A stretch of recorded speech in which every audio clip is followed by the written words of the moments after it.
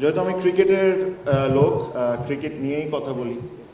দেখেন, আমরা ক্রিকেটে বা অন্য যে কোনো স্পোর্টসে আমরা সবসময় এন্ড রেজাল্টটা নিয়ে ভাবি।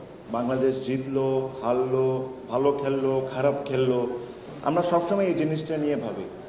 বাট প্রত্যেকটা জিতা হারা, ভালো খেলা খারাপ খেলার সাথে অনেক কিছু জড়িত থাকে। ক্রিকেট বোর্ডে কারা আমাদের পলিসি মেকার, কারা আমাদের ডিসিশন মেকার, কারা আমাদেরকে রিপ্রেজেন্ট করছে, কারা যে বোর্ড ডিরেক্টররা তাদের স্বপ্ন কি আমাদেরকে নিয়ে, তাদের ক্রিকেটিং আন্ডারস্ট্যান্ডিং কি আমাদেরকে নিয়ে, এগুলো প্রত্যেকটা জিনিস জড়িত থাকে বাংলাদেশ ভালো খেলা জিতা ভালো না খেলা সব কিছু নিয়ে।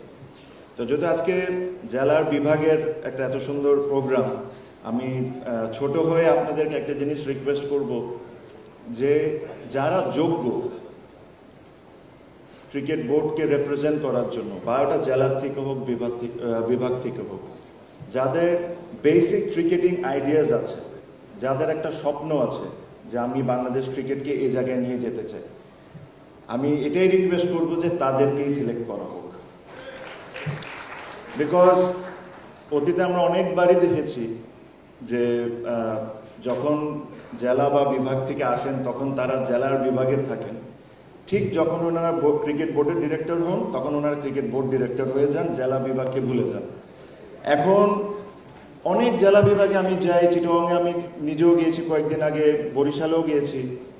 অনেক জেলা বিভাগ এখনও আছে যেখানে স্ট্যান্ডার্ড মেনটেন করে একটা ক্রিকেট লিগও হয় না।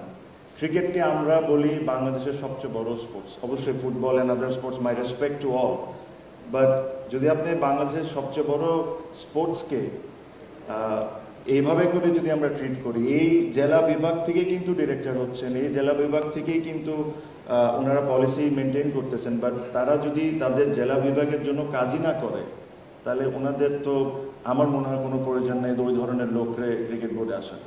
সো এটাই রিকোয়েস্ট করবো, আমি ছোট হয়ে সবাইকে রিকোয়েস্ট করব যে এমন মানুষকে চুজ করবেন আপনারা যারা যোগ্য। আর লাস্টলি আমি এই কথাটাই বলে শেষ করব যে যদি আসলে আমাদের স্পোর্টসে কোনো কিছু ডিফারেন্স করতে হয় তাহলে আমাদের চিন্তায় ডিফারেন্স করতে হবে আর আমাদের ডিসিশন মেকিংয়ে ডিফারেন্স